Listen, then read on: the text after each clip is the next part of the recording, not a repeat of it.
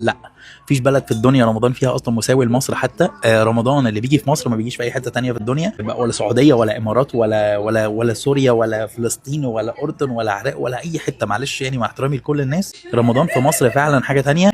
والاجواء بتاعت رمضان اللي في مصر مش موجوده في اي حته تانية في الدنيا. دي حقيقة 100%. بصراحة ما فيش رمضان في أي حتة في العالم زي بتاع مصر خالص ولا يتقارن بيه. بس ليه بقى؟ علشان رمضان بتاع مصر ده مش رمضان أصلا. ما أنت ما تقنعنيش إن ناس بتصوم بالعافية، وناس بتتحجج علشان ما تصومش، وناس بتقعد تستنى المسلسل من ساعة ما تصحى لحد ما تنام، وناس أصلا بتفضل نايمة طول اليوم وتصحى قبل الفطار بس، وناس تستنى بعد الفطار إنها تنزل تقعد مع أصحابها على القهوة أو يخرجوا عشان ياكلوا، وينزلوا يسهروا بالليل في الخيمات الرمضانية علشان ياكلوا كنافة بالمانجا ومش عارف ايه، وسهر ورقص واغاني. فين رمضان؟